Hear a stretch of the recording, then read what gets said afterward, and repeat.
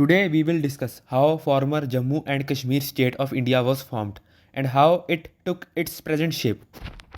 But first of all, we have to see the physiography of former Jammu and Kashmir state of India. At the southwest of former Jammu and Kashmir state, the Great Himalayan Range is located. There is a valley inside this part of Himalayas which is called Kashmir Valley. At the southwest of Himalayas, Terai or the foothills are located. At the exact east of Himalayan range, Zanskar range is located. From the northwest to northeast of former Jammu and Kashmir state, Karakoram range is located. Between Karakoram and Zanskar range, Ladakh plateau is located. Many people think that area which is shown on the screen, this whole area is called Kashmir, but it's not true. This former Jammu and Kashmir state comprises of many different geographical regions like Kashmir, Dugad or Jammu region, Ladakh region, Gilgit and Baltistan, etc. Some people do even consider Chibhal and Zanskar as separate regions. How former Jammu and Kashmir state of India was formed by joining all these different geographical regions, we will come to know through this video. To know how former Jammu and Kashmir state of India emerged in its present shape, we will have to go little back in history during the start of the 18th century. The former Jammu and Kashmir state of India was divided into many kingdoms. Kashmir was under the direct rule of Mughal Empire, and Mughals administrated it as a separate Kashmir province or Kashmir Suba. At the south of Kashmir Suba, there existed many small Hindu and Muslim hill states. Among Muslim hill states, there were Rajouri, Punch, Kodli, Kharikariali, Bhimbar and Akhnur. Among Hindu hill states, there were Jammu, Jasrota, Bisholi, Chaneni, Badralta, Mankot, Kishtwar, etc. These Hindu and Muslim hill states were governed by Mughals through Lahore and Kashmir province or Suba simultaneously. At the east, there were two Buddhist kingdoms like Ladakh and Zanskar. We often get to listen that ruler of Ladakh used to give tribute to Mughal governor of Kashmir. At northwest also many Muslim states existed such as Baltistan, Gilgit, Hunza, Nagar and Yashin. So now I think you all are clear about the geopolitical condition of former Jammu and Kashmir state of India at the start of 18th century. After the death of Aurangzeb in 1707, decline of Mughal empire started. So after that many small Hindu and Muslim hill states situated between river Jhelum and Ravi started acting independently. In 1752, Ahmad Shah Abdali, the ruler of Afghanistan, captured Punjab and Kashmir from the Mughals. This ended 200 years old Mughal supremacy over Hindu and Muslim hill states of Jammu region. But Ahmad Shah Abdali of Afghanistan couldn't have proper control over Hindu hill states of Jammu region because he always remained busy fighting with Marathas and Sikhs for next 20 years. In 1754, Raja Sukhjeevan Mal became independent ruler of Kashmir. In 1758, Marathas captured Punjab till Peshawar. In 1759, Ahmad Shah Abdali of Afghanistan recovered Punjab from Marathas. In 1762, he recaptured Kashmir from Raja Sukhjeevan Mal. In 1767, East Punjab came under the rule of Sikh missiles. But most of the West Punjab and Kashmir remained under the control of Ahmad Shah Abdali of Afghanistan only. In this way, Hindu hill states of Jammu region got big relief from Ahmad Shah Abdali of Afghanistan. But this relief was very short. Soon in 1799, in Punjab, Maharaja Ranjit Singh of Sukhar Chakia Sikh missile rose to power. He soon overpowered all other Sikh missiles of East Punjab. He then turned his attention towards Hindu and Muslim hill states of Jammu region. In 1808, Maharaja Ranjit Singh of Sikh Empire annexed Jammu state to his empire. In 1808, Jasrota and Mankot state accepted the sovereignty of Sikh Empire. In 1809, Chanini, Bandralta and Basholi states accepted the sovereignty of Sikh Empire. In 1809, Chamba state accepted the sovereignty of Sikh Empire. Meanwhile, at that time, civil war was going on in Afghanistan.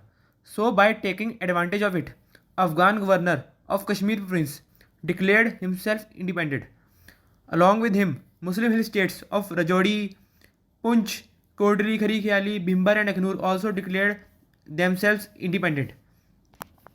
In 1812, Maharaja Ranjit Singh of Sikh Empire annexed Akhnur, Bhimbar and Khari Khayali state to his empire. In 1813, an agreement was done between Wazir of Afghanistan and Maharaja Ranjit Singh that Sikh army will help Afghan army in conquering Kashmir, and in return Sikhs would get part of looted booty and annexed area. So accordingly, Afghan army captured Kashmir back with help of Sikh army, and in way Rajouri was brought under the indirect rule of Sikh Empire. In 1814, Maharaja Ranjit Singh did second invasion on Kashmir, but it was complete failure. In way back, Maharaja Ranjit Singh conquered Kodri state. In 1819, Maharaja Ranjit Singh did third invasion on Kashmir, and he annexed Kashmir after defeating Afghans in the Battle of Shopia 1819. In way back, Punch state was annexed to Sikh Empire. In the court of Maharaja Ranjit Singh, there used to be three Dogra brothers, Gulab Singh, Dhyan Singh and Suchet Singh. Maharaja Ranjit Singh was very impressed by services given by them to him, so he decided to reward them. Accordingly, Maharaja Ranjit Singh made Gulab Singh the Raja of Jammu and nearby hilly area in 1820 under him only. In same year, in 1820, Maharaja Ranjit Singh made Dhyan Singh as Raja of Punch under him. They were given freedom to expand their borders. In 1820, Raja Gulab Singh of Jammu annexed Rajouri state under his direct rule. In 1821, Raja Gulab Singh of Jammu annexed Kishtwar state under his direct rule. In 1821, Chamba state annexed Bhadarwah state. In 1822, Bandralta and Mankot state were annexed by Sikh Empire. In 1822, Maharaja Ranjit Singh made Suchet Singh as the Raja of Ramnagar or Bandralta. In 1822, Raja Gulab Singh of Jammu captured Udhampur from Chanini state, and Chanini was itself conquered by Raja Suchet Singh of Ramnagar. In 1825, Chamba state annexed Zanskar state. In 1834, Sikh Empire annexed Jasrota state. In 1835, General Zorawar Singh Khaluria of Raja Gulab Singh of Jammu captured Ladakh and Spiti Valley. In 1836, Sikh Empire annexed Basholi state. In 1836, Maharaja Ranjit Singh made Hira Singh as Raja of Basholi and Jasrota. In 1837, General Zorawar Singh Khaluria of Raja Gulab Singh of Jammu captured Zanskar and Padar from Chamba state. In 1840, Jammu state captured Baltistan. In 1841, General Zorawar Singh Khaluria of Raja Gulab Singh of Jammu captured Western Tibet, but they lost it soon. In 1842, General Nathu Shah of Sikh Empire captured Gilgit state. In 1843, Raja Dhyan Singh of Punch died. So accordingly, his Jagir of Punch was transferred to his son Raja Hira Singh of Basholi and Jasrota by Sikh Empire. In 1844, Raja Gulab Singh of Jammu annexed the Jagirs of Raja Hira Singh and Raja Sujait Singh. In this way, Punch, Ramnagar, Basholi and Jasrota came under direct rule of Raja Gulab Singh of Jammu. In 1846, Sikhs were defeated by Britishers in First Anglo-Sikh War. After that, Treaty of Lahore 1846 was signed, according to which Sikh Maharaja hereby agrees to acknowledge the independent sovereignty of Raja Gulab Singh of Jammu in such territories assigned to him by Britishers in separate Treaty of Amritsar. On 16 March 1846, Raja Gulab Singh of Jammu signed Treaty of Amritsar with Britishers, according to which Britishers transfers independent possession to Maharaja Gulab Singh all the hilly or mountainous country eastward of river Indus and westward of river Ravi, including Chamba and excluding Lahore. In this way, Raja Gulab Singh of Jammu now became Maharaja Gulab Singh of Jammu and Kashmir. So, according to the treaty, in 1846, Kashmir and Hazara came under direct rule of Maharaja Gulab Singh of Jammu, and he gave Spiti in return to Britishers. Nathu Shah, who was governor of Gilgit under Sikh Empire, joined the services of Maharaja Gulab Singh. In this way, Gilgit also came under the direct rule of Maharaja Gulab Singh of Jammu and Kashmir. According to Treaty of Amritsar 1846, Chamba also came under indirect control of Maharaja Gulab Singh of Jammu, but Raja of Chamba rebelled because he claimed that his state was always independent and never came under Jammu. So later, Raja of Chamba ceded Badadwa to Maharaja of Jammu, and Chamba state came under indirect control of British Empire. So in this way, Badadwa came under direct control of Maharaja Gulab Singh of Jammu and Kashmir. In 1847, Maharaja Gulab Singh of Jammu returned Hazara to Sikh Empire. In 1847, when Jammu and Kashmir became princely state of British India, after that British officials attempted to discuss the border they now shared. However, both sides were sufficiently satisfied with the traditional border, which was defined between Karakoram Pass and Pangong Lake, but a sky chain remained undefined.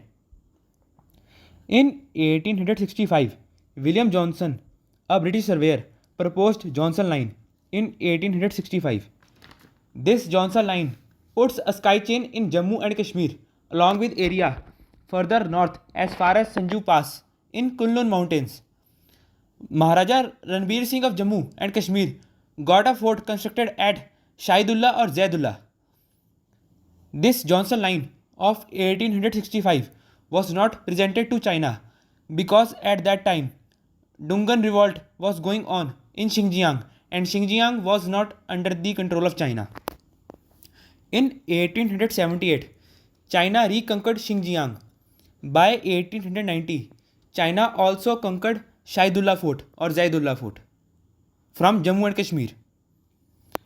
In 1891, Maharaja Sir Pratap Singh of Jammu and Kashmir conquered states of Hunza, Nagar and Yashin. After this, borders of Jammu and Kashmir princely state reached till Hindu Kush mountains. At that time, great game was going on between Britishers and Russian Empire.